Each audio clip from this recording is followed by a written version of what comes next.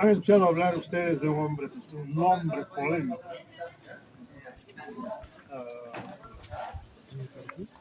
¿Han oído hablar de don Simón y Patiño? ¿Ya?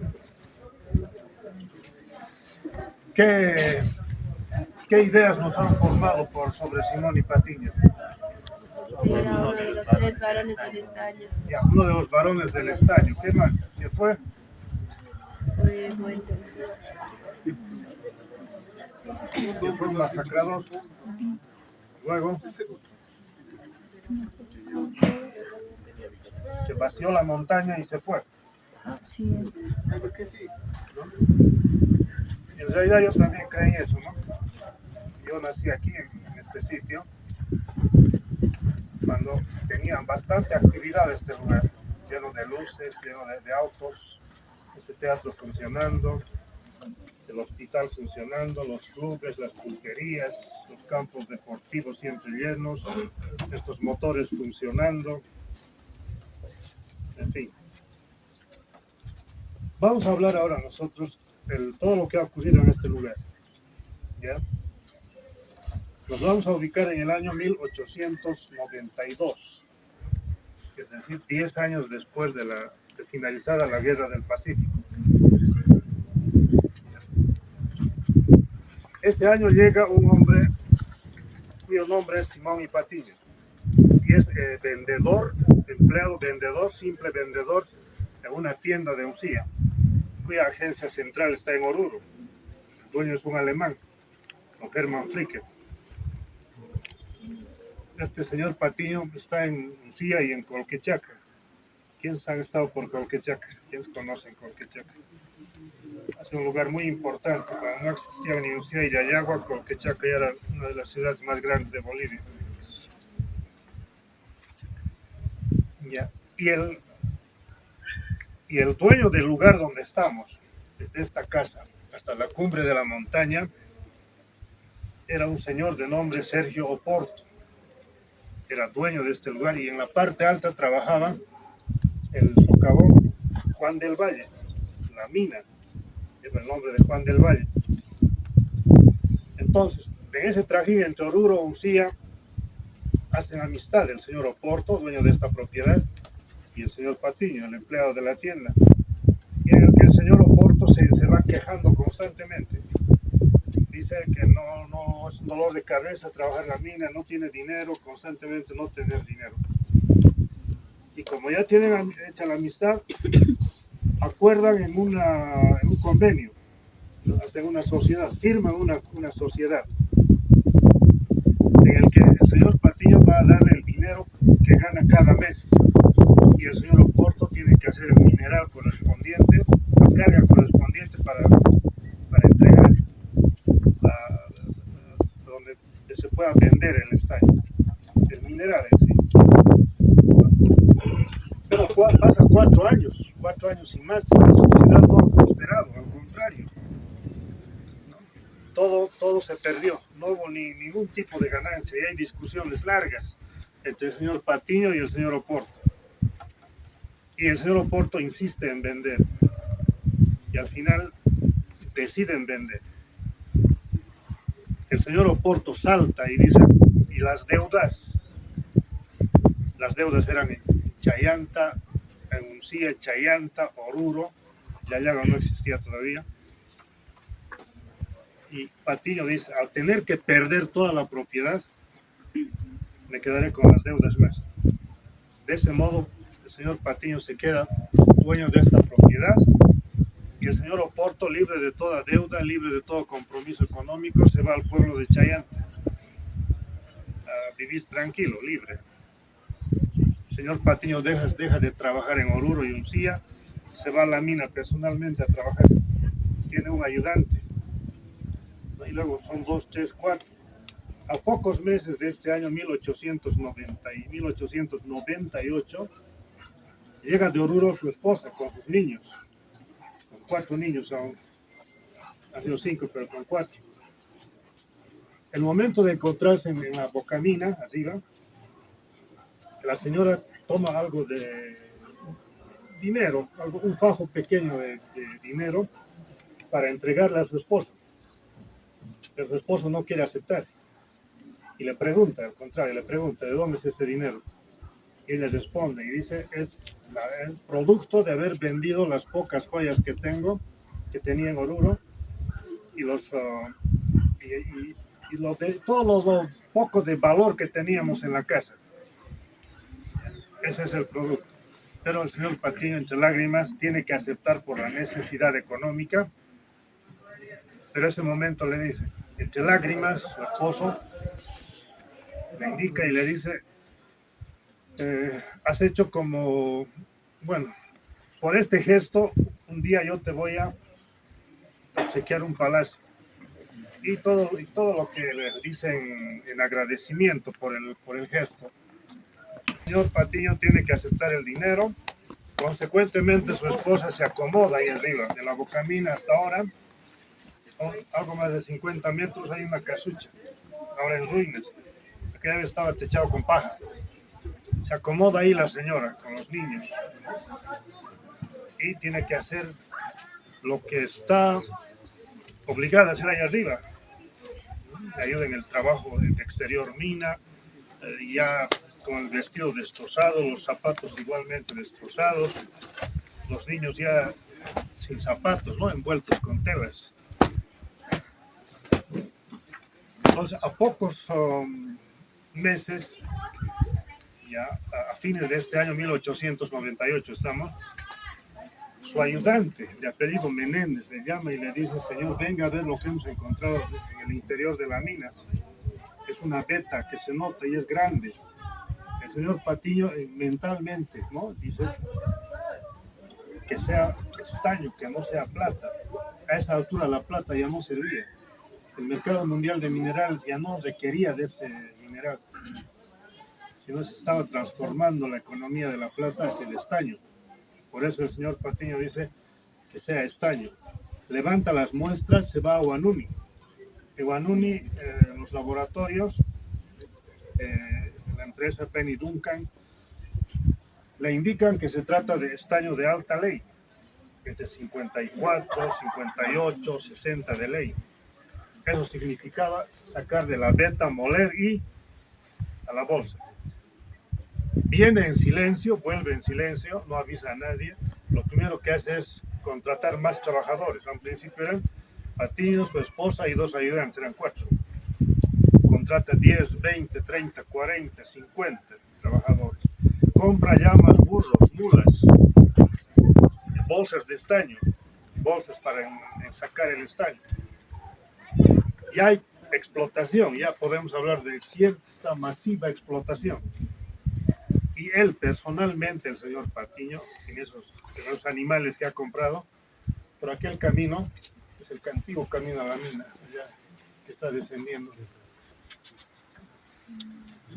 Baja por ahí él, adeando personalmente los animales cargados de estaño, y se va en esta dirección, de aquel montículo al final atrás. De aquí a más de 60 kilómetros está la estación ferroviaria de Chayapata. Y en Chayapata compraban estaño comercializadores ingleses, italianos, chilenos. Y va a vender un viaje, otro viaje, ¿no? Él para nos, bueno, aquí podemos advertir algo de su personalidad, bien precavida. ¿No? Él vestido de indígena norte potosino, con su poncho, su chulo en punta. Personalmente va. Un viaje, 2 viajes, 3 viajes. Y ese mismo año, ya, al año siguiente, perdón, 1899, ahí en Chayapata contrata los servicios del ingeniero italiano Alberto Nanetti y le trae a Uncía, contratado para que construya lo que le ha prometido a su esposa. ¿Qué le ha prometido? Es el palacio, de fines de 1899. Todavía no tiene tanta elegancia ni suntuosidad como las de Oruro y Cochabamba, pero lo que podemos decir es que en Oruro y Cochabamba se han construido con el estaño salido de estos socavones de Patiño.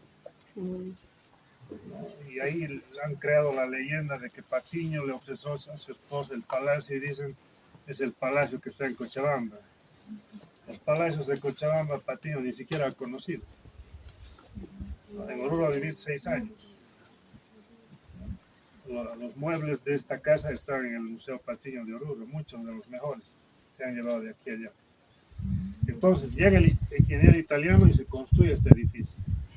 Ya.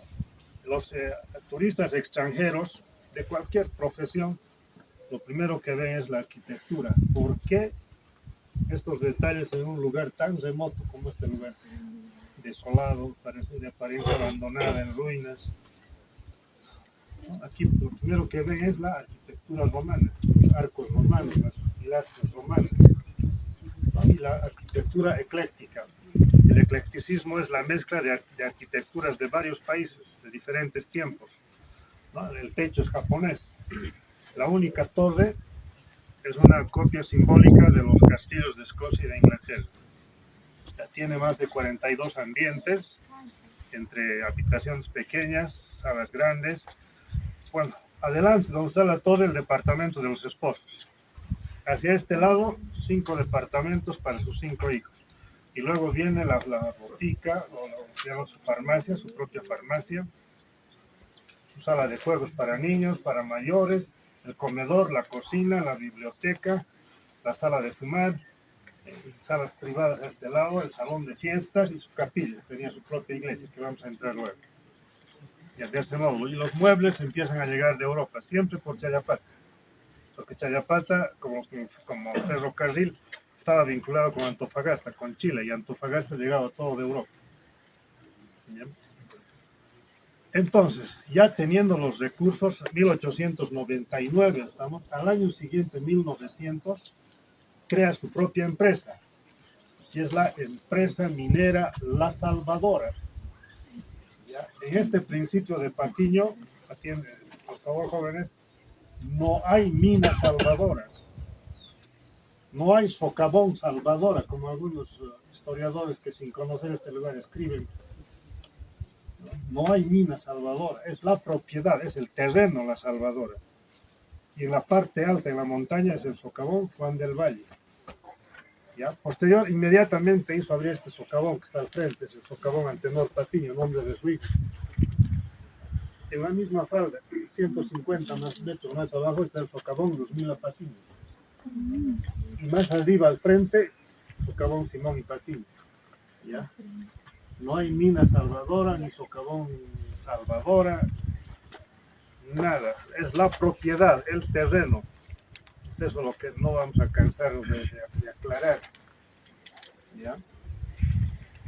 Entonces, en 1900 ya hay más trabajadores, ¿no? Se requiere de más fuerza para perforar la montaña. Ya no es... ya no, la fuerza humana ya no aguanta, podemos decir. Se requiere de energía artificial, de otra fuerza para seguir creciendo como empresa. ¿Qué se necesita? Maquinaria. Para que funcione la maquinaria, energía eléctrica. Entonces, ese año 1900 encarga a Alemania que le fabriquen motores que generen energía eléctrica. Al año siguiente, 1901, han llegado los motores que están en estas construcciones. Ahí están los motores de 1901 y otros de 1931. Y junto con estos motores, el mismo año han llegado toda la maquinaria para el ingenio Miraflores, que están las ruinas ahí, que ahora están en Catavi. ¿Ya? Han llegado cieles para interior mina, locomotoras para interior mina, taladros eléctricos, lámparas eléctricas. Ya la empresa La Salvadora ha empezado a crecer mucho más con la energía eléctrica que los motores, cada uno del camión Volvo, es cada uno aquí. Y el otro es mucho más grande, que lo comparan con los motores del barco Titanic. ¿Ya? Entonces, con toda esta fuerza, esa empresa se ha levantado mucho más rápido. De manera que para 1905, las condiciones económicas a Patiño le permiten instalar su propio banco, el Banco Mercantil. En Bolivia habían 5 bancos. La suma total de los recursos de estos 5 bancos, la suma total era la mitad con lo que contaba el Banco de Patiño. Las oficinas estuvieron en Oruro, Cochabamba, La Paz, Potosí, Tupiza y Antofagasta. Entonces, como siempre, ¿no? Los periodistas curiosos quieren saber qué es lo que está ocurriendo por allá, esos movimientos. Hay un hombre que crea su propio banco, uno solo, sin accionistas, sin socios, solo. Y aparecen por este lugar los periodistas bolivianos. Entonces se ponen a pensar, al ver esas instalaciones tan modernas para esa época, y se preguntan, entonces, ¿quién es el más rico ahora en Bolivia, comparado con este hombre, Uncía Patiño? Entonces, hacen los análisis y lanzan el nombre del nuevo hombre más rico de Bolivia, Simón y Patiño, con todas esas instalaciones, con su propio banco. Y el que era rico hasta ese momento, que ostentaba ese título, ese sitio del más rico de Bolivia, había quedado en un nivel nada expectable.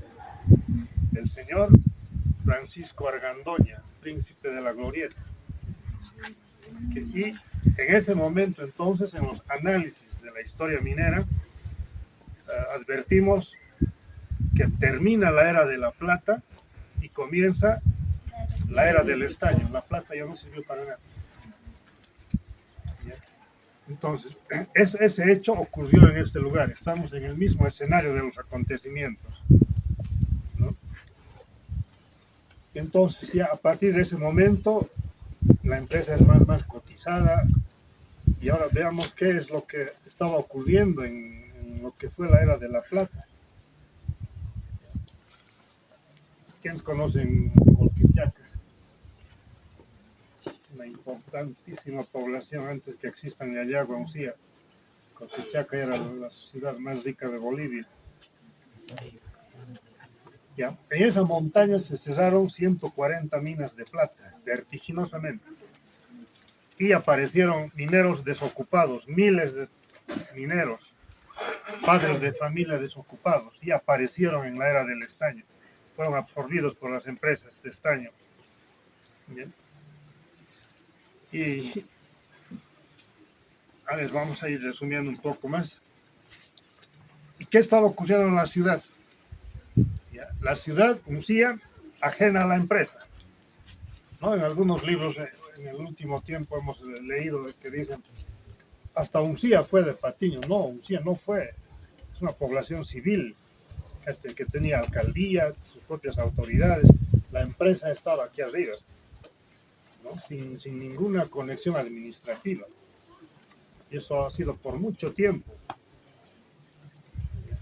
De una pequeña aldeíta del indígena, ¿no? Del Ayucaracha, pequeñita, descubierto el estaño, aparecen ahí los migrantes del sur de Bolivia, del Valle Alto Cochabambino y extranjeros.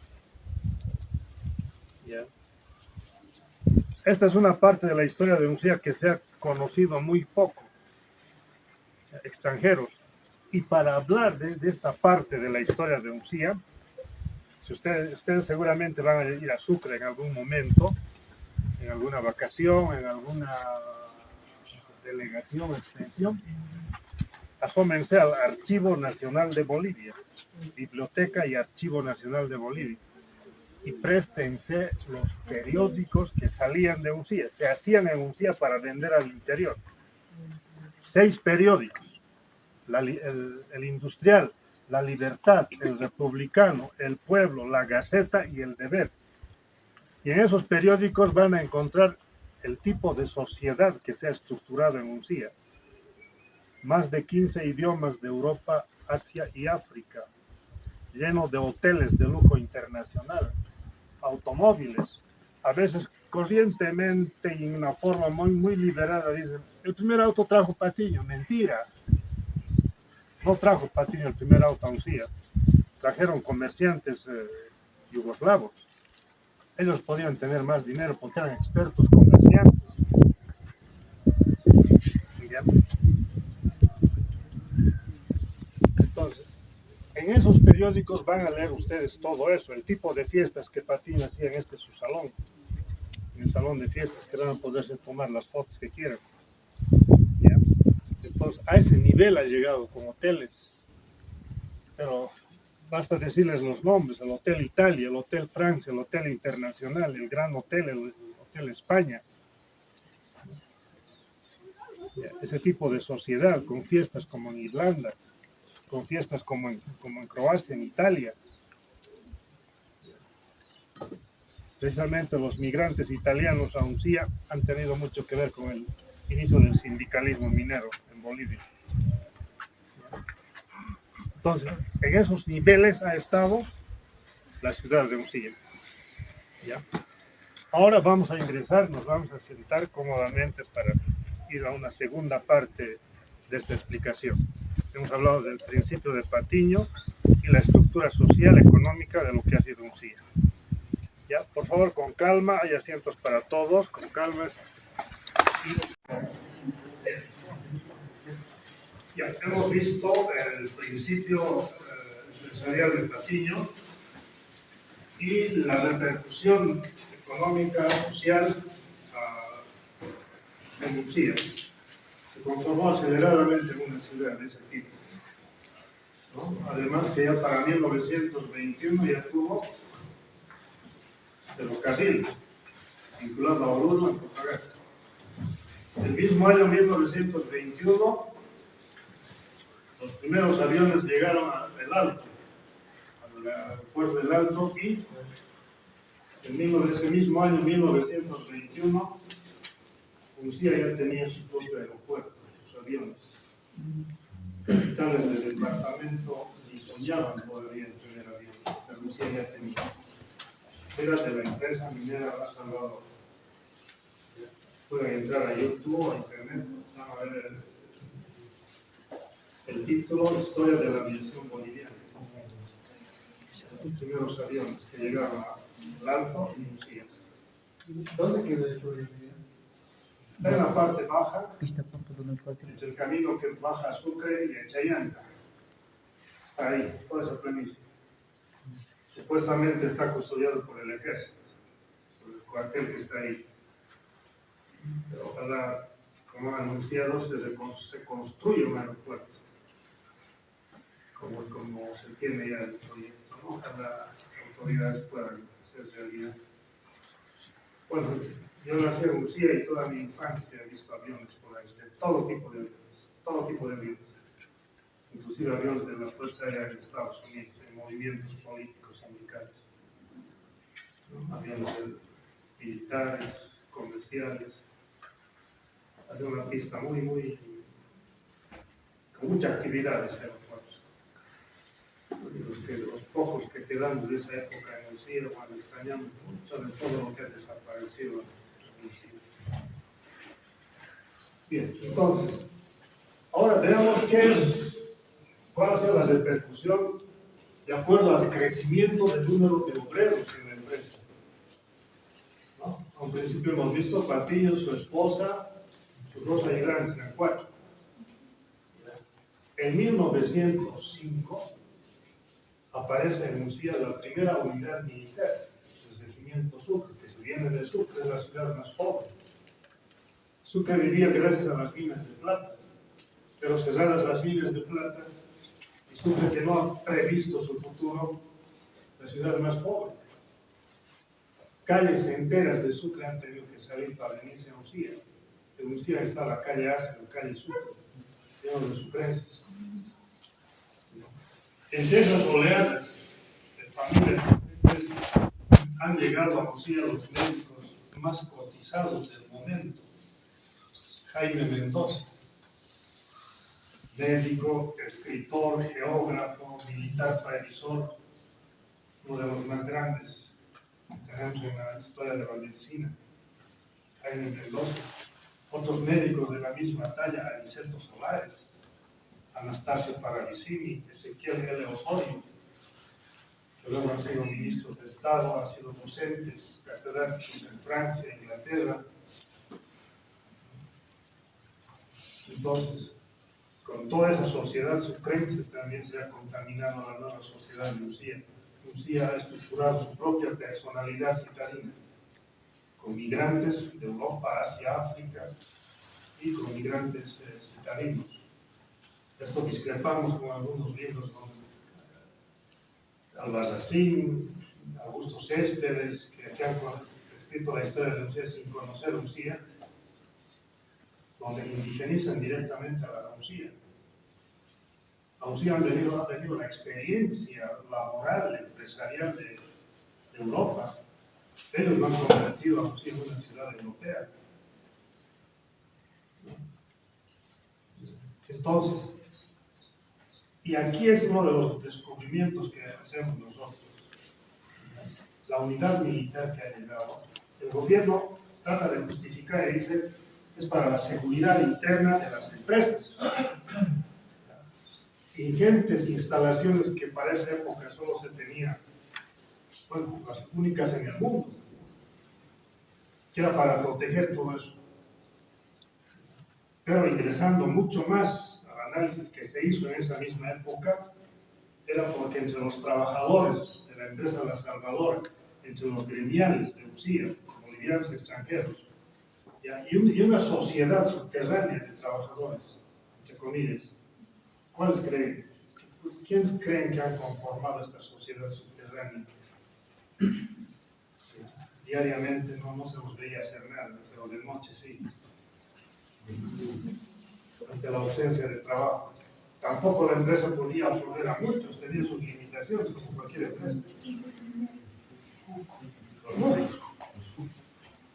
Precisamente el primer análisis en la minería de estaño que hace sobre esta sociedad subterránea, pero que vitaliza la sociedad boliviana, en este caso Usía, ha hecho un médico, Jaime Mendoza, en su libro Las tierras del Potosí. Él critica al gobierno boliviano, dice un país de tradición, con desocupados. Entonces, la vida misma y el ser humano tienen que buscar su causa. Entonces, este estrato clandestino, siempre es parte de la sociedad. Y Usía, los extranjeros controlaban ese estaño y llevaban a vender a Estrella Plata. Por eso esos edificios del centro, que para esa época eran, bueno, como estos, ¿no? Verdaderos palacios. ¿Se imaginan este edificio hace 120 años? Que ahora era de lujo ilimitado. Y entrando a la cuestión política, José Barnadas, Gunnar Mendoza, Guillermo Lora, seguro que han leído algo de Guillermo Lora, un estilo mordaz, lapidario contra todo. Bueno, fue amigo mío, amigo de mi padre más que todo, ¿no? Bueno, ellos indican que en 1910, y hemos publicado un libro sobre este tema, en 1910, en las calles y plazuelas de Usía, se ven grupos de anarquistas españoles. El anarquismo, ¿qué es el anarquismo? Ustedes. Desorden. ¿No? Desorden, no seguir las normas, las reglas. Claro, el anarquismo en sí, entre su filosofía, es discrepar contra todo tipo de gobierno estructural de forma patronal. Esa es su filosofía. Que para las corrientes conservadoras, el anarquismo es sin orden, sin ley, ¿no? Entonces, a eso se viene que el anarquismo no quiere un gobierno elitista. No tienen que ser las bases del gobierno, ¿no? Entonces, y los españoles, nosotros preguntamos en Sucre, precisamente en este archivo nacional que les he mencionado, pero ¿qué tenían que hacer los españoles en Usía? Haciendo marchas, ¿contra qué? ¿Contra quién? Ellos no hacían sus marchas contra el gobierno de Bolivia, sino contra España. En España estábamos revoltidos, la falange española, la izquierda española, la derecha española. Pero estos movimientos españoles han ataqueado el movimiento social como protesta pública a los bolivianos. Por eso, en 1918-1919, Bolivia, en la historia de la minería, contra el sindicalismo internacional, Bolivia y Sudamérica han experimentado dos huelgas sobre la teoría comunista.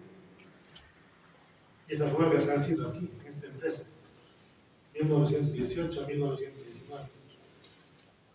Por la huelga, por la sindicalización o asociación, o libre asociación, por las 8 horas de trabajo. Ha sido en Lucía.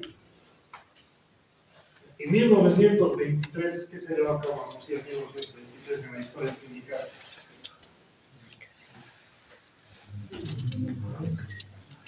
Bueno, vamos a llevar al año seguro, ¿no? Se ha llevado a cabo, a ver, comencemos. 1 de mayo, ¿se recuerda? Día Internacional del Trabajo, con motivo de recordar los muertos de la masacre de Chicago, Estados Unidos.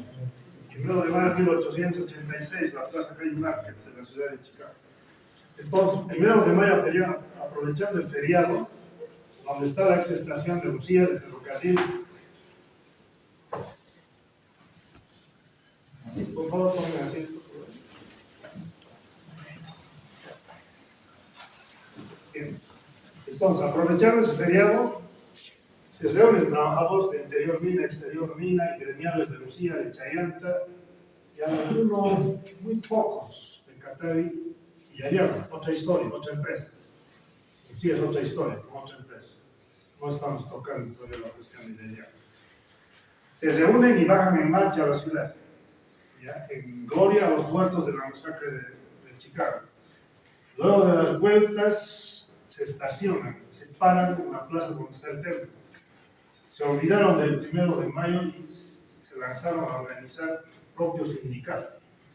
Como había otros gremios donde nominan Federación Obrera Central Lucía. Eligen su directorio, ¿no? Presidente, vicepresidente, secretarios.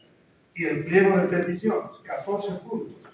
Los 3 puntos, en cuanto llega este pliego de peticiones al gobierno del doctor Bautista Saavedra, presidente de Bolivia, Bautista Saavedra, llega este documento y le asusta a los 3 primeros puntos. Porque ese documento estaba pidiendo una ley de la República que permita la huelga como medida de protesta pacífica. Luego, el segundo punto, una ley que permita la libre asociación o sindicalización. Hasta ese momento, huelga y sindicato eran palabras prohibidas, desconocidas además, pero el sindicato de UCE ya estaba manejado. Y las 8 horas de trabajo que en muchas empresas no estaba instituida, pero sí en esta empresa de UCE. Entonces, un mes después, el 1 de mayo, 1 de junio, 4 de junio, aparecen en Lucía en la mañana agentes civiles de La Paz que los apresan a los dirigentes, los encierran en la subprefectura, el mismo edificio hasta ahora, pero la fiscalía. Anoticiados de estos apresamientos, los trabajadores abandonan todos sus puestos de trabajo. Estamos hablando de 4.000 trabajadores. Y se bajan a la plazuela Alonso de Ibáñez.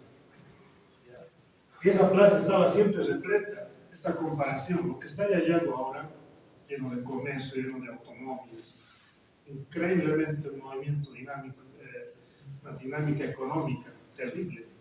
Lucía fue así, pero hace 120 años. Ya pasó Lucía esa etapa de ciudad, de esplendor. Estaba así Lucía. Ahora imagínense sobre la plaza repleta de Lucía, la plaza de Ayala. 4.000 trabajadores más sobre la gente que está. Ya no soporta esa plaza. No había campo para los soldados. Estamos hablando del presidente Saavedra, inmediatamente también cuando recibe ese documento, el pliego de petición, declara a Lucía como zona militar. Estado de sitio, toque de queda, 4 regimientos militares sobre Lucía. Entonces, en esa plaza ya no había campo para los soldados. Unos cuantos, adelante, donde está el comandante de los 4 regimientos, el mayor José Ayoroa. Y los demás soldados se ubicaron sobre los techos de la plazuela y las calles principales de la ciudad.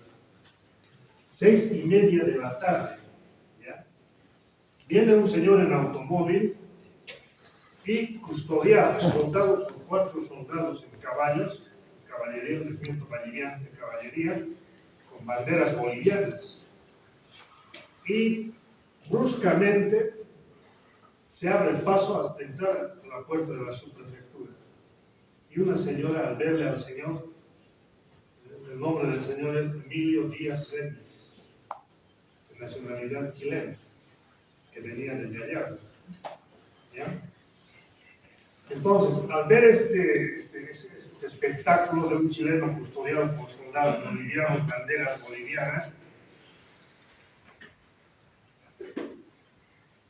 hay una señora que le increpa, visitar a la señora y le dice: chileno, ¿no? ¿Qué quieres?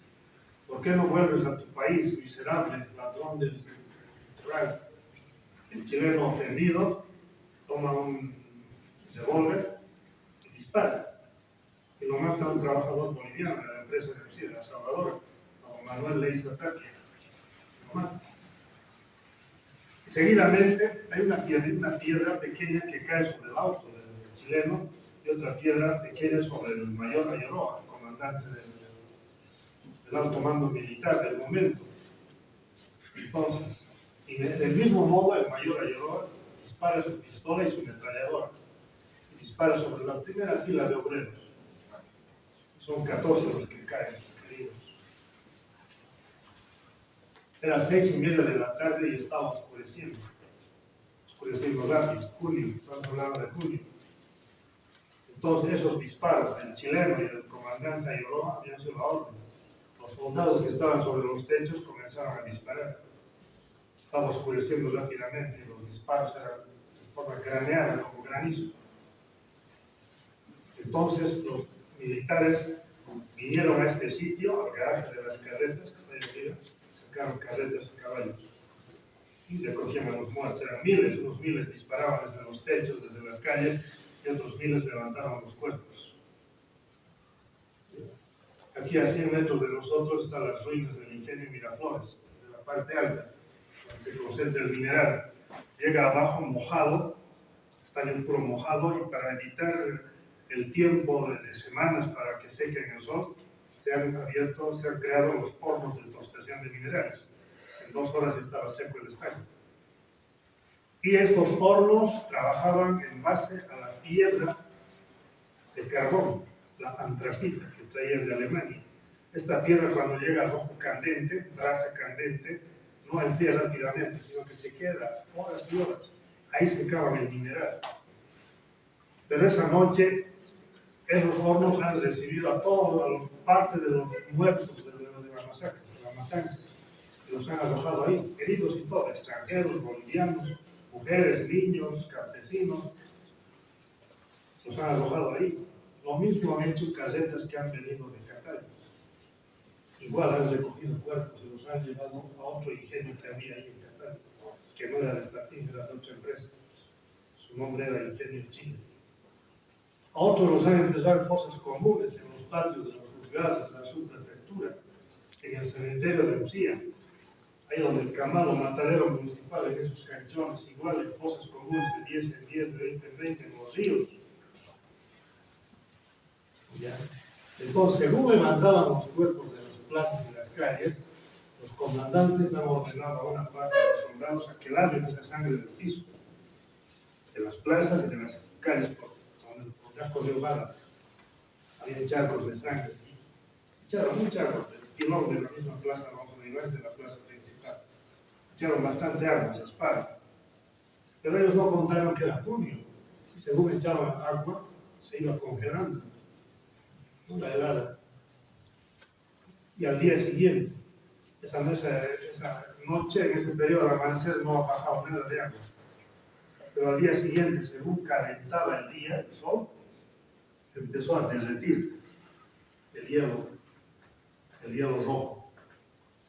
Y hacia las calles de abajo, ¿qué es lo que ha ocurrido? Agua roja, sangre, que ha sido el alboroto de toda la ciudad. De ahí que hemos escrito en uno de los libros, ¿no? Ríos de sangre en Lucía, en la masacre de 1923, y el alboroto popular. Lucía se quedó 2 años en ese tipo de sitio militar con los 4 regimientos. Los mayores perseguidos, los extranjeros. ¿Por qué creen que han sido perseguidos los extranjeros? Para no difundir la noticia a otros países. Claro, también, pero ¿cuál es la causa fundamental? Es que han sido los extranjeros que han traído la literatura comunista, el manifiesto de Marx. Los extranjeros ya hablaban abiertamente porque de los países que han venido ya estaba de moda el comunismo, la huelga, el sindicato, la rebelión obrera ya estaba de moda. Bolivia no, pues estaba en pañales en este aspecto. Han sido los extranjeros los que han traído todas esas ideas, esos libros. Por eso Lucía se ha quedado 2 años en estado de sitio. La persecución, han intervenido homicidios, imprentas de los periódicos, abogados, jueces que compartían con la causa obrera han sido apresados, han sido exiliados. Porque esa era una de las consignas del presidente Bautista Saavedra, no dejar entrar el comunismo a un siglo. Y por eso los 4 regimientos, frenar de lleno.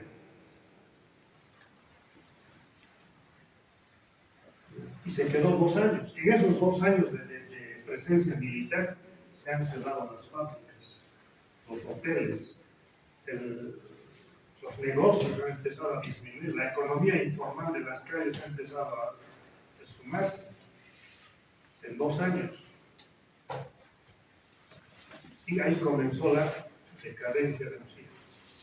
La decadencia de Lucía. Y ahora entramos a las causas. ¿Por qué? ¿Por qué tanta hazaña contra Lucía? Una ciudad próspera, una empresa igual próspera. Este punto sí concatenamos ahora con la empresa de sí. Está en Yayaco. Hasta ahora hemos hablado solo de Lucía. ¿Cómo había estado Yayaco en esa época? Cuando Lucía hay una leita de Valle se convirtió en una ciudad así rápidamente y empezó a decaer rápidamente. Ustedes ¿quiénes son de Yayaco? La mayoría. ¿Cómo estaría Yayaco en esa época? ¿Quiénes eran? Lucía estaba el patrón Patiño. Y Yayaco, ¿quién era el patrón? Vamos a ver rápidamente. Cuando llegó Patiño, como vendedor a la tienda, en ese periodo Yayaco tenía un propietario, que llevó también a la empresa de Yayaco a un sitio muy importante. Ha estado entre los más ricos de Bolivia también Pastor Sáenz. Su nombre es Pastor Sáenz, abogado y además con grado de teniente coronel del ejército. Él logró llevar a la empresa de Yayaco a sitios muy importantes. En 1906, ya él bastante mayor, podemos hablar de casi 80 en su edad, ¿verdad? Y además por sus hijos, ¿no? Que en lugar de ayudarle en la empresa, en sostener la empresa, la administración, le traigan más problemas. Se casan una vez, o se divorcian, en fin, dolor de cabeza, dice. Y ofrece en venta su empresa. El de Lucía Patiño quiere comprar, pero mediante el gobierno, Ismael Montes, deciden entregar Yayaco, desde donde está Cancaniri más arriba, el Socavón Azul más arriba, este es de la montaña, Juan del Valle, ¿no? Esta historia se ha llevado a cabo en la montaña Juan del Valle, no hay otro cerro más. En algunos libros vemos Cerro Yayaco, hasta Carlos Mesa se equivoca. No hay Cerro Yayaco en la historia de la minería de Lucía Yayaco. Cerro Juan del Valle. Nosotros estamos al sur, Lucía, La Salvadora, y la empresa de Yayaco al norte. ¿Bien? Entonces, desde la parte alta de Cancaniri, pasando por Cancaniri mismo, siglo XX, lo que es actual siglo XX, Yayaco, Catali y Andavinque, Tranque, Lupi y la represa de Chaquiri. El Pastor Sáenz era propietario de toda esa área geográfica. Entonces, todo eso también en 1906 pasó a poder de un grupo de capitalistas chilenos. Y se organizó en Santiago y Valparaíso la Compañía Estañífera Yayagua. Los más grandes industriales, empresarios, políticos han sido socios de esta compañía. Y a partir de ese momento, la Compañía Yayagua ha sido administrada desde Santiago de Chile y Valparaíso. Sobre ello, en la explanada del Socavón Cacaní, en la puerta de la gerente de Catavi, que actualmente siendo el activo minero, se izaba la bandera chilena. ¿Ya? Se cantaba el himno nacional de Chile. Las bolsas de estaño de la compañía salían con el escudo de armas de Chile. Es eso lo que nos ha ocultado la estructura programática educacional de Bolivia. Si habláramos mucho más de las cosas que hizo la compañía de Yayagua, en Lucía el partido les construyó campamentos para esa época, con electricidad de la planta diésel, que ya no me costó mucho, con agua potable. Cuando los obreros de la compañía de Yayagua pedían a los patrones chilenos que les proporcionaran campamentos con agua, con luz. Y esto lo ha escrito un médico, ha escrito que era médico en ese momento, ahí ha visto todo lo que ha visto. Los chilenos les dijeron, Yayagua es de Chile, y aquí no se construye nada. Y les dejaron vivir en esas cuevas abandonadas de la carrera del derecho hacia arriba, y todavía cuevas a los lados, hasta Cancañiri. Ahí, durante la administración chilena, en esas cuevas han vivido las familias bolivianas. Porque los geólogos chilenos, en sí la empresa chilena tenía programado trabajar todo lo que es de allá ahora, desde la calle Ancha, desde derecho, pasando por la alcaldía, por el colegio 1 de Mayo, luego hacia el campamento 1, hacia los Pocitos. Todo eso estaba en la mira de la compañía de Yayagua para trabajar por 50 centímetros de hoja y estaño de alta ley, bajo toda la ciudad. Por eso no permitieron construir la ciudad. En ese periodo solamente estaba el hotel Yayagua. Este era el único edificio que existía en esa época. Y unas cuantas casuchas. Pero no era para vivir una familia. Y no eran algunos cazadores de mineral. Entonces, ese hecho nos ha ocultado la historia, la presencia chilena. Luego, uno de los aspectos que el gobierno ha tomado en cuenta para la intervención militar, hemos dicho que era el avance del comunismo. La otra cuestión, en 1906 entró la compañía chilena de Yayagua, interés del capital chileno. Inmediatamente en Lucía ha habido la reacción de dos grandes hombres. Les decía, en Lucía está recuperando esos nombres. Inmediatamente se han preocupado de cómo detener el avance de esa invasión pacífica chilena. De esos personajes, y aquí es uno de los más importantes. ¿Ya?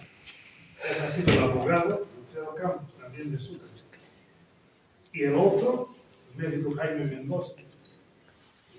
En ese tiempo la capital de provincia estaba en San Pedro de Buenavista, a más de 200 kilómetros, sin caminos. Peor, sin motorizadas, todo era a pie con caballos. No había una capital.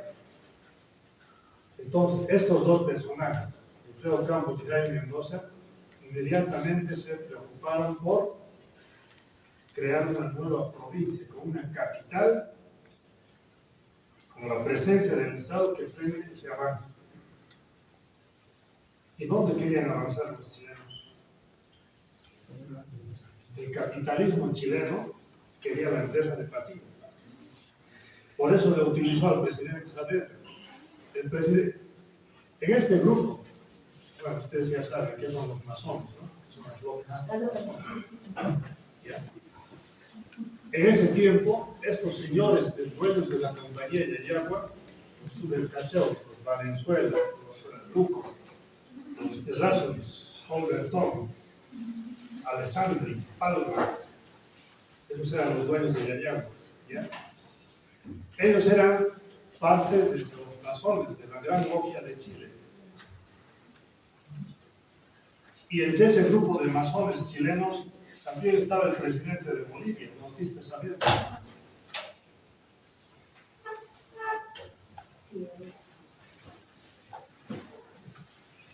Entonces, aquí vamos a ver toda una red que viene desde la Guerra del Pacífico, ¿no? Los mayores traidores en la Guerra del Pacífico para que pierda Bolivia, ¿quiénes han sido? Aniceto Arce, Gregorio Pacheco, Narciso Campero, Mariano Baptista Caserta, que vino de La Paz, José Manuel Pando. Esa misma red de masones chilenos se entró a Yayago. Después de tomar el litoral boliviano, ya estaba en la región más rica de Estadio. Y los chilenos querían que se doblegara la empresa de Patiño para ser parte de Chile, la empresa chilena.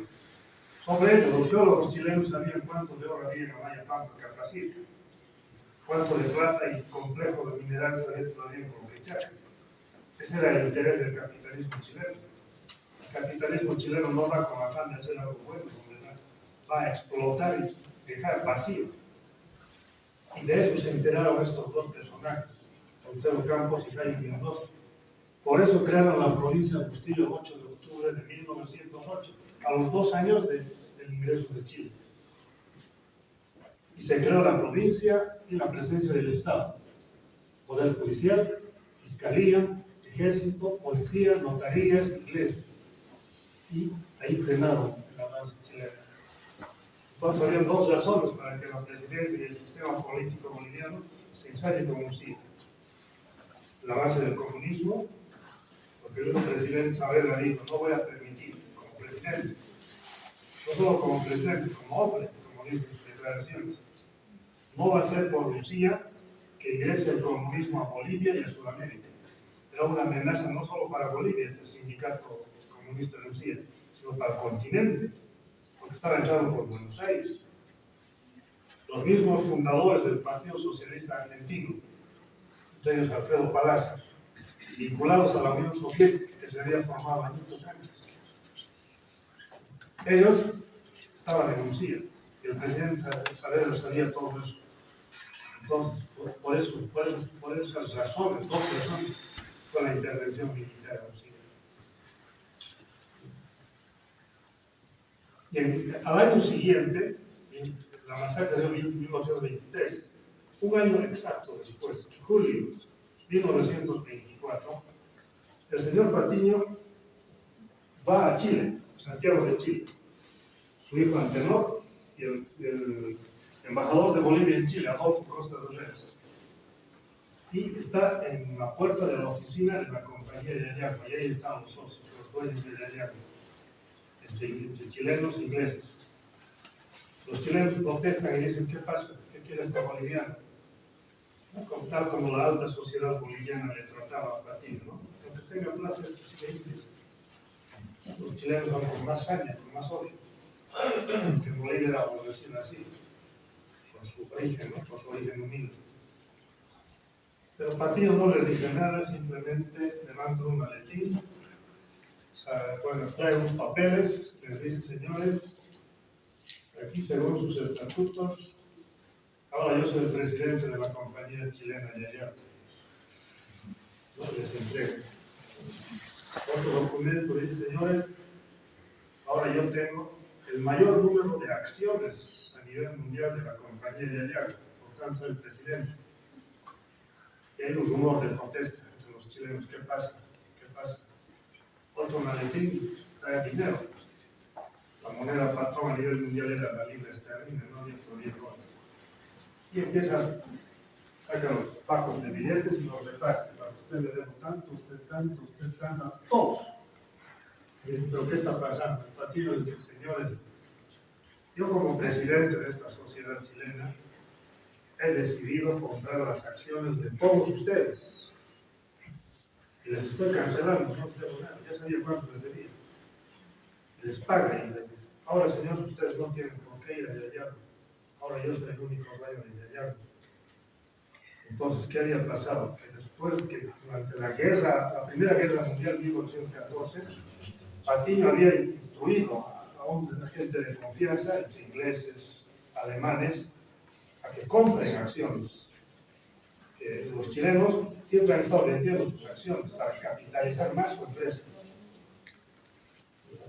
Y los países, las regiones donde había estaño de mucha más alta calidad, era Malasia, Malaya, ¿no? Holanda, las Indias holandesas, ¿no? Entonces ahí es donde han ido a comprar los encargados por Patiño.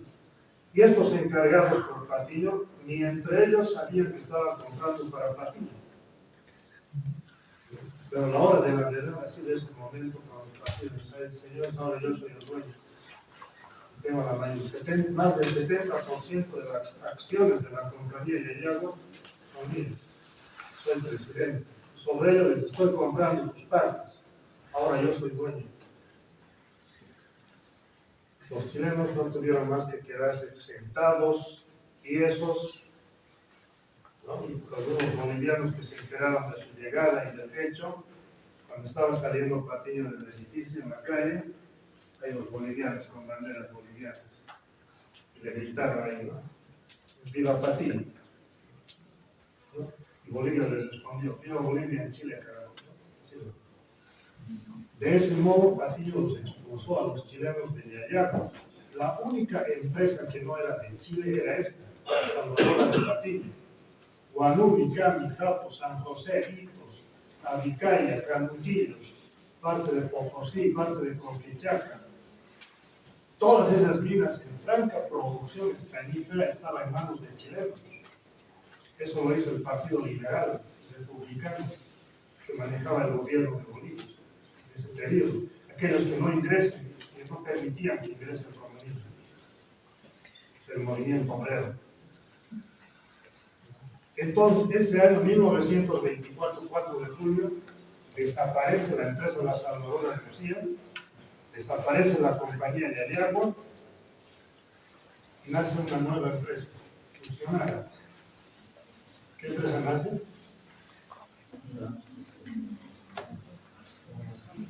Patiño Mines Enterprises, un nombre largo en inglés, ¿no? Patiño Mines Enterprises Consolidated Incorporated. Con la presidencia en Nueva York, presidente primero Ignato Simón Patiño. Y el vicepresidente es el dueño de las fundidoras de estaño de Estados Unidos, el señor Edward Corliss, de la National Lead Company. Tiene una gerencia administrativa en La Paz y una gerencia técnica en Qatar. La gerencia chilena se convierte en gerencia de la empresa Patiño Mines, ahora la conocemos como Archivo Histórico en Qatar. Esa era de la empresa chilena, no era de Qatar. Entonces, de ese modo.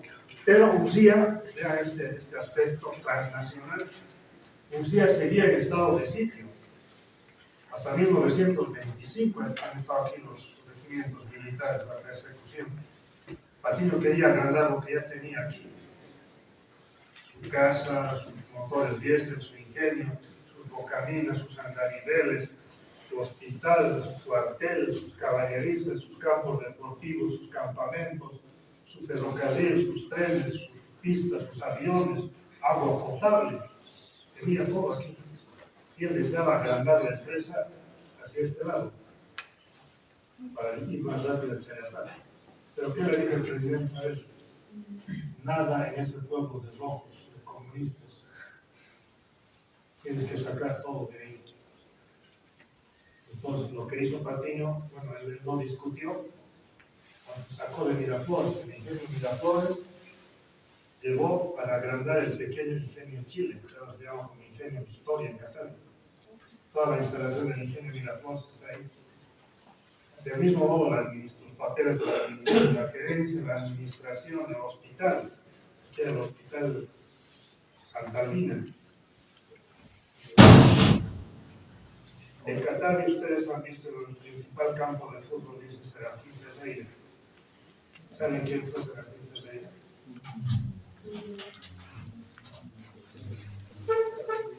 En su nombre van a poder leer el libro que vamos Ferreira.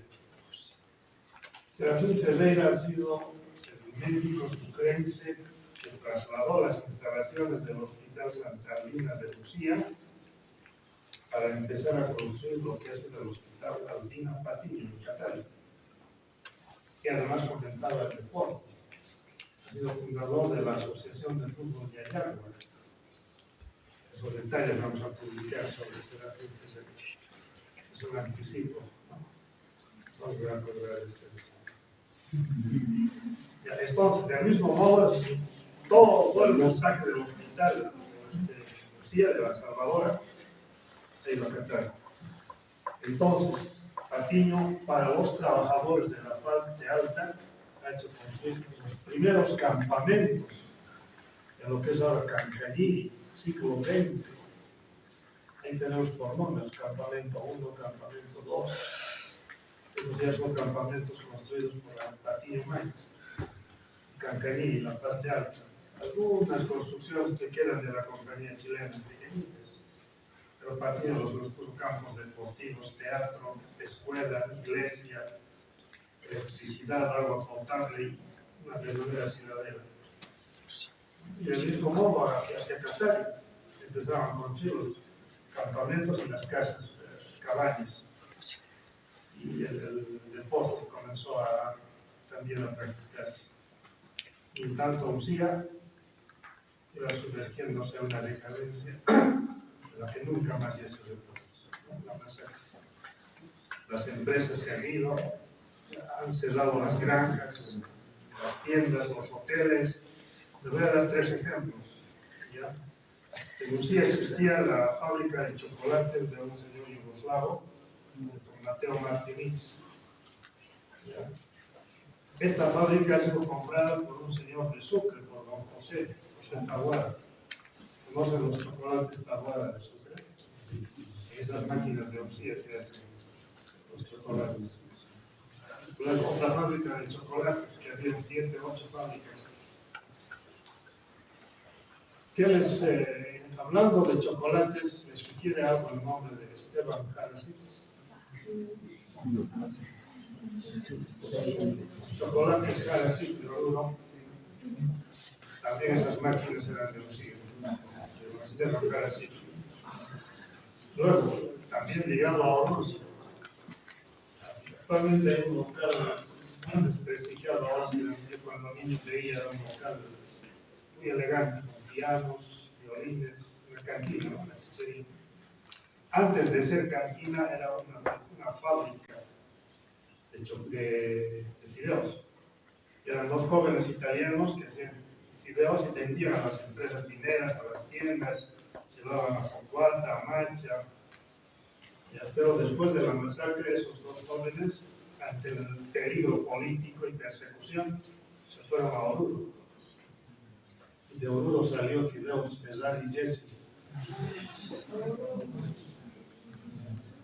Luego, donde está el cuartel de Lucía, ahí estaban las fábricas, tipo haciendas de los extranjeros.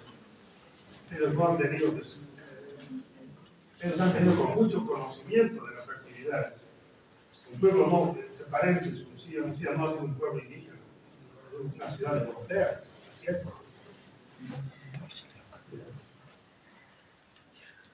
En ese sitio había una granja. El dueño, del mismo modo como otros, se fueron a Cochabamba. Y de Cochabamba salió Pollo Timba, don Basilio Timba, donde trabajó mi abuela durante 2 años. Y así puedo indicar los ejemplos de cómo han salido las iniciativas privadas que hacían una ciudad próspera económicamente, con un movimiento saludable económicamente. Bien, entonces, una vez propietario de Yayagua, ya la recta final de la charla, Patiño del mismo modo, como era accionista de grandes capitales chilenos, se apropió con la misma estrategia de Guanuni, que estaba en manos de ingleses y chilenos, la Penny Duncan Harrison, del mismo modo San José, Pintos, todas las empresas, Camijapo, Canutillos, parte de Conquichaca, parte de Pañalín y Potosí. En fin, Patiño los expulsó a todos los chilenos y él se quedó ahí. Su expansión empresarial. En 1927, diciembre de 1927, esta vez periodistas de Estados Unidos y de Europa quieren saber dónde está el hombre más rico del mundo, esta vez, para saber. Y lanzan los nombres. El más rico del mundo es el fabricante de automóviles. Fabrica autos en cantidad y distribuye al mundo entero. ¿Quién es? Ahí creo que están repitiendo el nombre.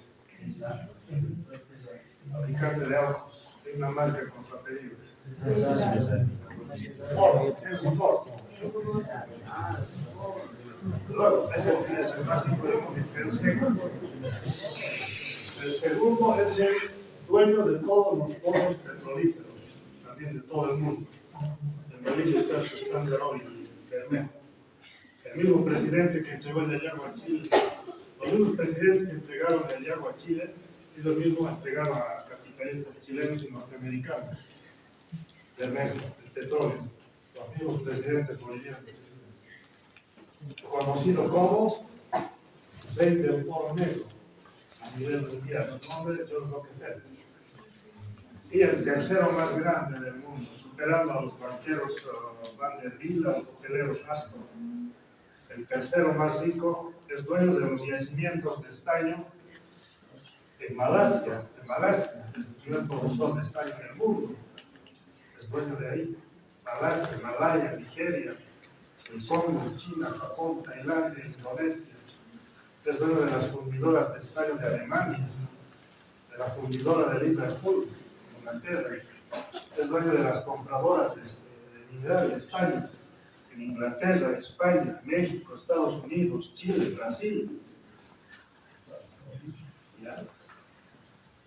Y lanzan el nombre, Simón Patín, el tercer hombre más rico del mundo. Estos periodistas quieren saber quién es este Patín, quién es.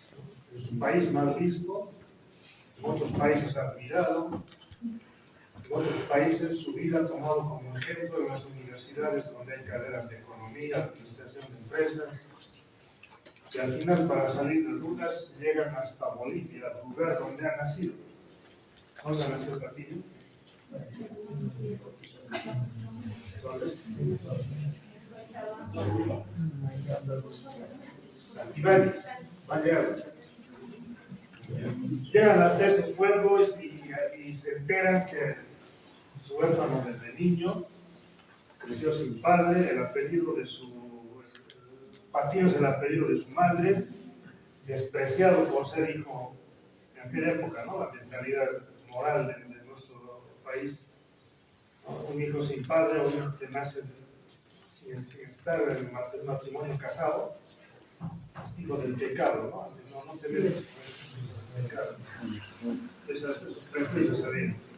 Entonces se enteran que Patillo era de esa condición, que ayudaba en las iglesias, a los curas por comida, desde pequeñito. Lo mismo en Cochabamba, en la ciudad, en la catedral. Ya casi adolescente llegó a Oruro. En Oruro también trabajó de todo. El sitio que más trabajo tenía Oruro era la estación de ferrocarril, porque era un puerto donde llegaban del exterior y salían de Bolivia, y había mucho trabajo. Él trabajó ahí hasta de cargador. Y en ese mismo tren se fue hasta el sur. Todavía se explotaba plata en esa época. A Puracay, Huanchaca, las minas de Aniceto Arce. Ahí conoció lo que es una empresa minera, lo que es ser minero. Ahí empezó a conocer lo que son los minerales, el valor de los minerales, la forma de buscar ventas, la forma de excavación de minas. Y volvió a Oruro y de Oruro recién a Ucía, que de estudios apenas hizo escuela, ya la mayoría de edad parte de colegio, que no terminó, algunos dicen que terminó. Entonces la prensa, los periodistas a nivel mundial, al ver esta realidad de alguien que no tenía estudios superiores, pero que logró organizar la empresa minera más grande de la historia de la humanidad. No solo Bolivia era, desde la fortuna que tenía Patiño en el mundo, Bolivia era esto. Un punto. A nivel mundial tenía todas esas propiedades. Por ese hecho, a Patiño la prensa mundial le dio el título de Rey del Estaño. No es como Augusto Céspedes en su libro Metal y el Diablo, bueno, novela aquí, donde dice, ¿no? Como tenía plata, mucha plata este indio, ¿cuánto habrá pagado para que se nombre el rey? Como es el príncipe de la Glorieta en 1892, pagó mucho dinero al Papa, el Vaticano. El Papa le dio el título de príncipe de la Glorieta, por su propiedad de la Glorieta, príncipe de la Glorieta. Pero no ocurrió eso con Patiño. La prensa, él no pidió nada, la prensa le dio el título de rey del Estado. Y bueno, el señor fallece el año 1947, a los 87 años de edad. Está viniendo a Bolivia, según historiadores apologistas y historiadores como Guillermo Ora y demás.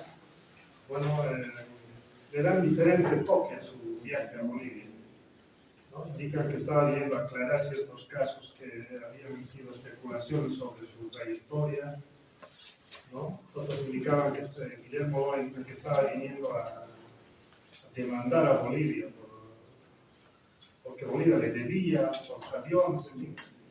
Pero fallece ahí a las 4 de la mañana en el Hotel Plaza, en Buenos Aires, en la Plaza Colón, en el quinto piso de ese hotel, donde se ve Mar del Plata, se ve el Río de la Plata, y al fondo en la noche se ven las luces de Uruguay, ¿no? Para hablar de esto, bueno, yo les hablo esto porque yo estaba en ese cuarto donde ha fallecido Simón Patiño, para tener certeza de qué es lo que él miraba en ese momento, ¿no?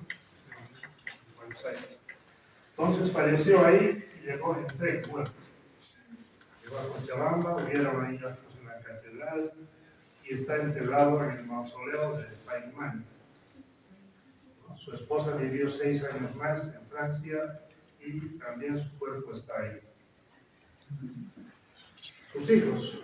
Bueno, a ver, en esta casa vivió Patiño, la familia Patiño, no mucho tiempo. En 1899 dejaron la casucha de la montaña y estuvieron 7 años, 6 años en realidad. Para ese año ya estuvo construido el Palacio de Oruro y se fue a Oruro, ¿no?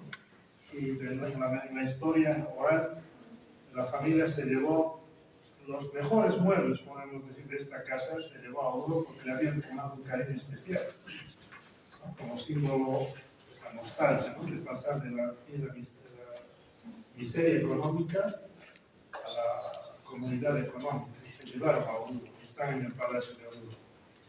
Pero tampoco ya están mucho tiempo en Oruro. De 1906 están hasta 1914, 1915. Para esa fecha ya Patiño compró un palacio.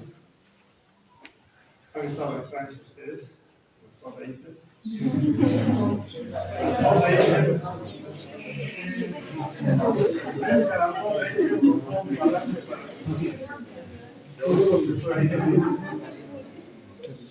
Ustedes van a ser médicos y médicos tienen que ir.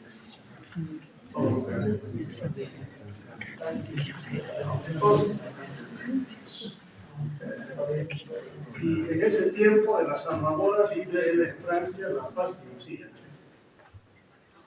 Ya tiene gente de confianza, ingenieros de confianza, entre ellos Máximo Nava, el mismo ingeniero que construyó esta casa, Alberto Nenetti, que unos días vamos a hacer unas fotografías de ellos para enriquecer el museo. ¿Ya? Y sus hijos. No, sus hijos que vivían aquí también se fueron a Oruro. ¿Ya? En Oruro se fueron a Francia y nunca más volvieron sus hijos.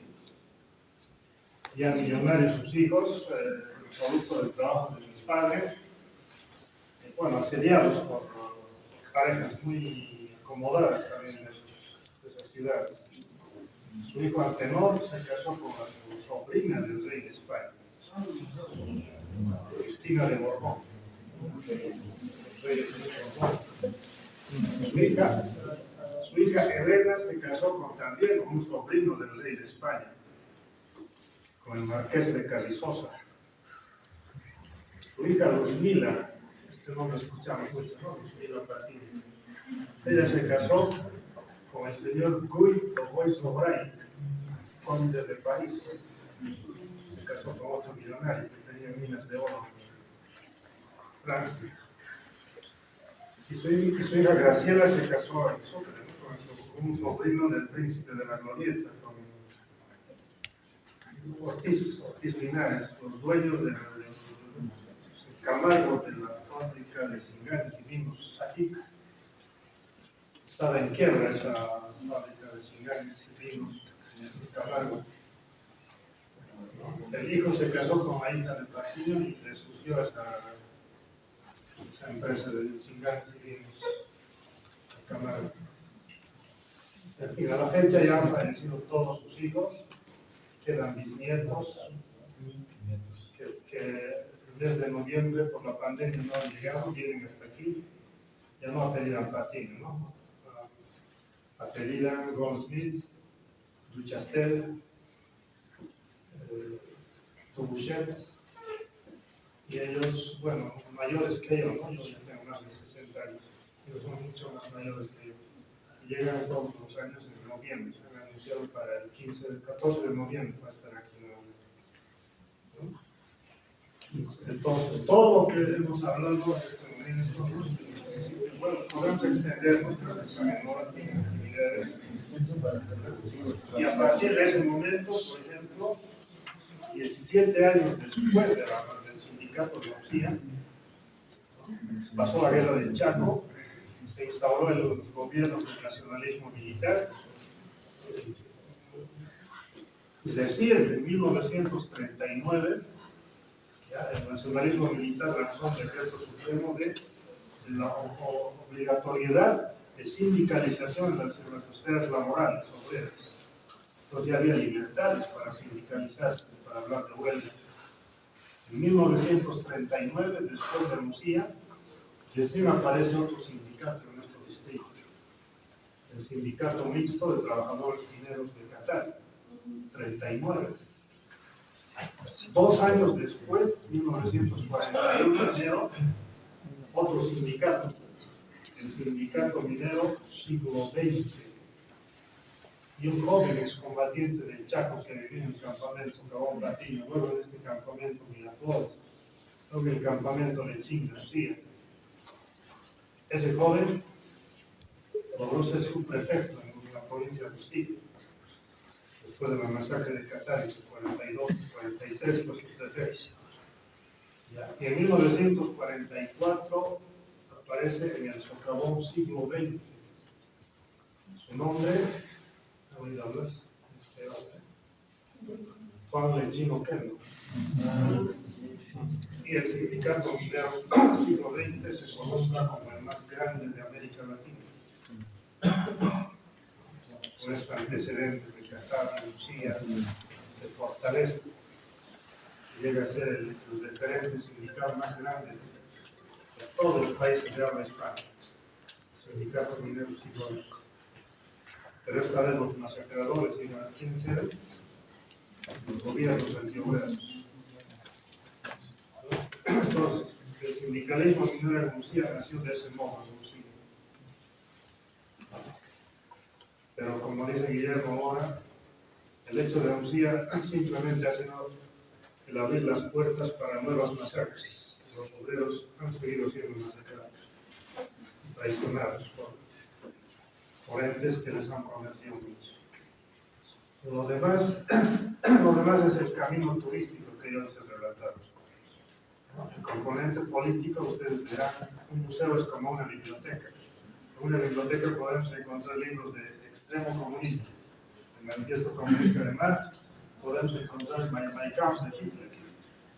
De acuerdo a sus lecturas, ustedes forman su propia visión política. Es igual, esta historia que os he relatado, ustedes ya verán qué posición tomar políticamente. Es posible que haya mentido también, tienen que investigar. Ese es el trabajo de investigación.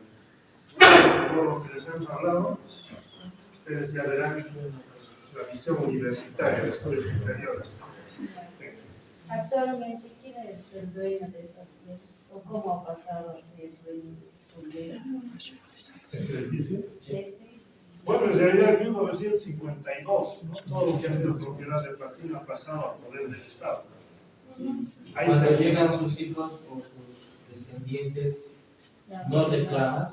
No, pues ya no. Tenemos la ley de la República que establece todo lo que les pertenecía, pues pasó al Estado. Para administrar todo lo que le pertenecía a Patiño, se ha creado otra entidad, Corporación Minera de Bolivia, el 31 de octubre de 1932. Entonces todo pasaba al Estado. Catavi, los incendios, los campamentos, esta casa, sus teatros, todo ha pasado a poder de la Comibol, 1952. Y la Comibol ha administrado hasta 30 años. En 1985 la relocalización y ha empezado a destruirse todo.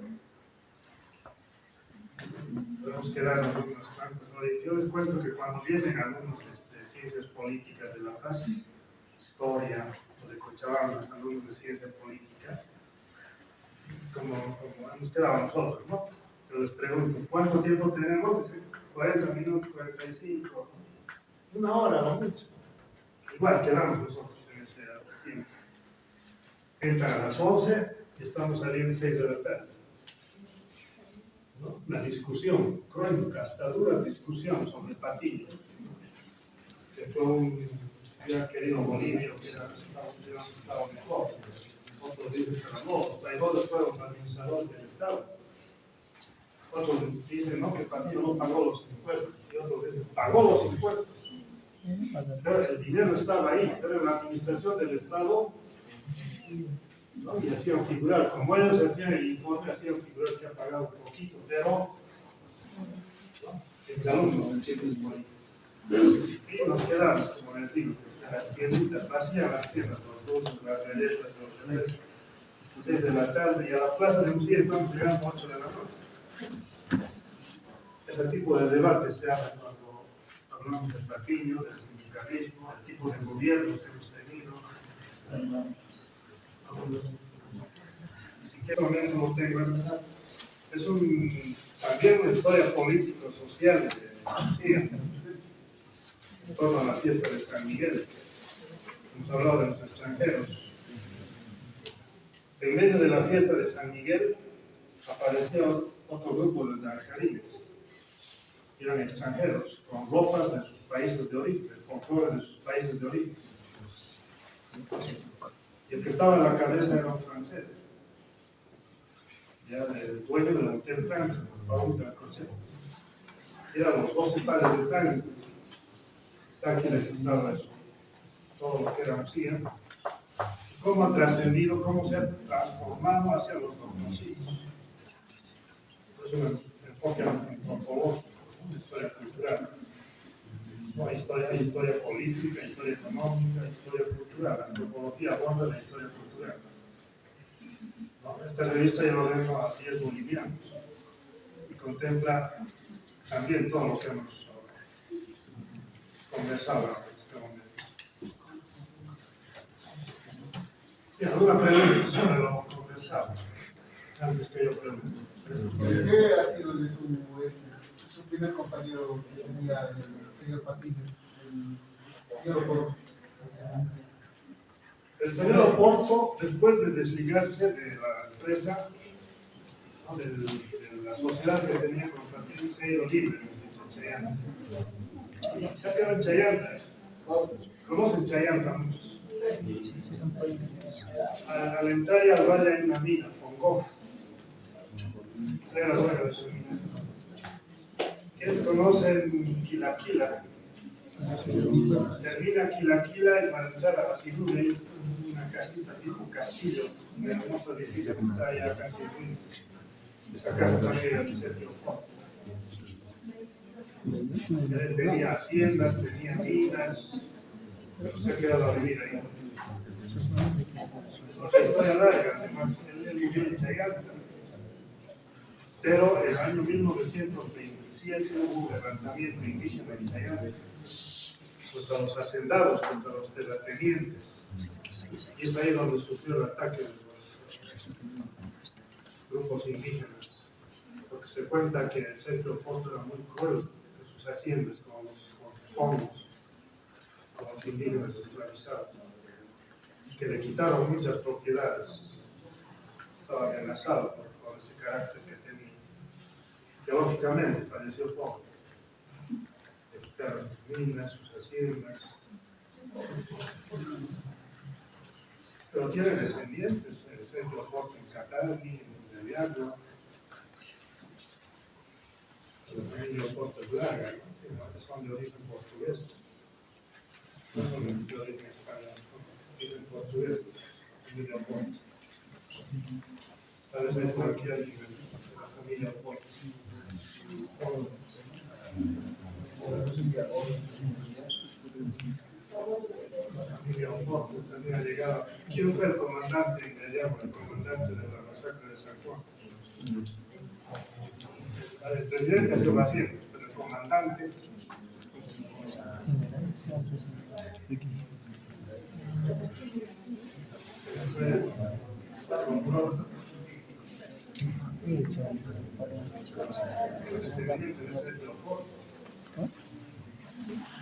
Acaellas Plaza Oporto, capital de los Andes, de este regimiento de Brasil.